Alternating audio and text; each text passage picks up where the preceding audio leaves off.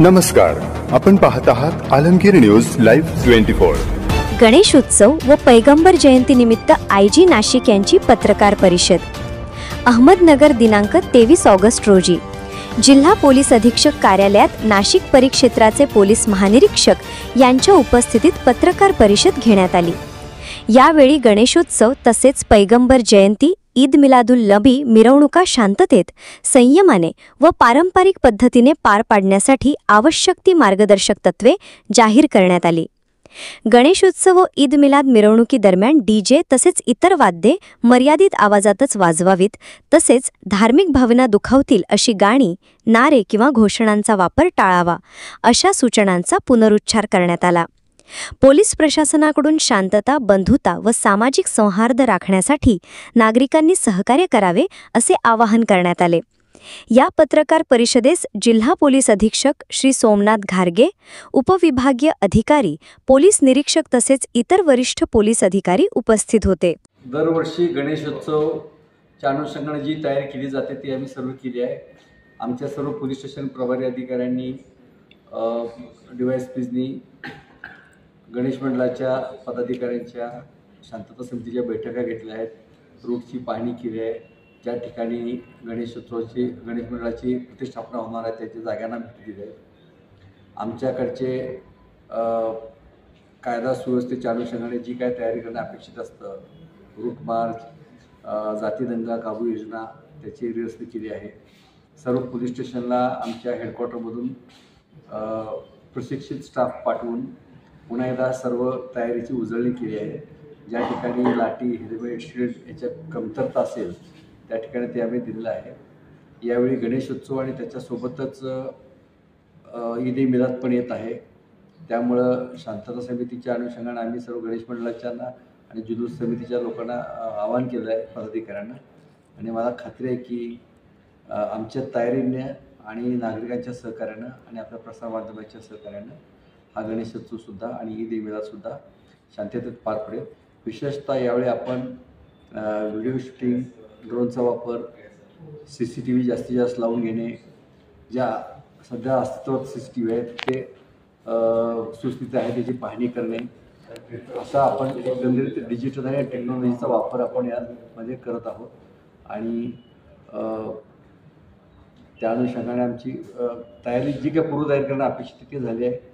महापालिका, MSCB आणि इतर सर्व विभाग यांनासुद्धा आम्ही समन्वय साधला आहे आणि महापालिकेच्या अधिकाऱ्यांनी, MSCBच्या अधिकाऱ्यांनी आम्हाला सांगितले की ते त्यांची जे काय कर्तव्य आहेत ते होईल वेळेमध्ये। त्यामुळे अपेक्षित आहे की आमच्या सर्वांच्या समन्वयानं आणि नागरिकांच्या सहकार्यानं गणेशोत्सव आणि दोन्ही शांततेत पार पडेल। सोशल मीडियाचा जो विषय आहे, खबरदारी घेण्याचा, त्याचा दुर्दैवानं अलीकडच्या काळामध्ये सोशल मीडियाचे गुन्हे म्हणजे कोणीतरी काहीतरी पोस्ट व्हायरल करायची, काहीतरी स्टेटस ठेवायचा आणि त्यामुळं तणाव निर्माण होण्याच्या घटना खूप घडल्या आहेत। त्या अनुषंगानं आम्ही आमचे सायबर सेल टेक्नॉलॉजिकली ॲक्टिवेट केली आहे।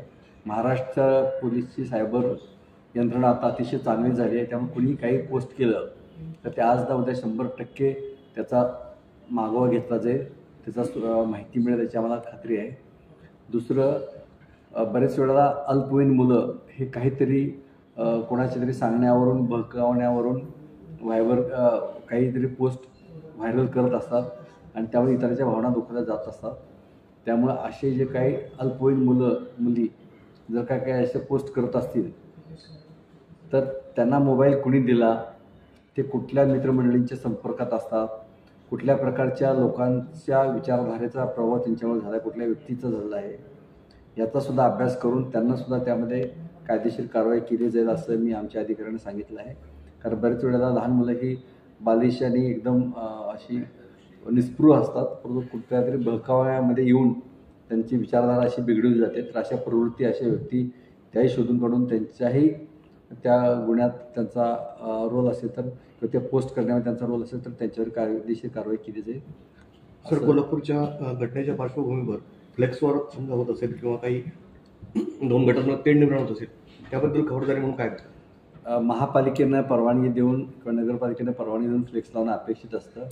परंतु त्या फ्लेक्स बोर्डवर किंवा कुठल्याही बॅनरवर किंवा कुठल्याही प्रकारच्या अशा पद्धतीत जर का काही आक्षेपार्ह लिहून दुसऱ्या जातीच्या, धर्माच्या, व्यक्तीच्या किंवा विचारसरणीच्या भावना दुखावल्या जात असतील तर त्या बाबतीत कारवाई केली जाईल. ते फ्लेक्स काढून घेणं आणि त्याच्यावर कडक कारवाई केली जाईल. पण माझं नागरिकांना आव्हान आहे, प्रसार गणेश मंडळाच्या लोकांना आव्हान आहे की अशा प्रकारचं फ्लेक्स किंवा काय लिहिताना आपण आपला सण, आपला उत्सव साजरा करत असताना तो इतरांना त्रास होईल, इतरांच्या भावना दुखावल्या जातील असं होणार नाही.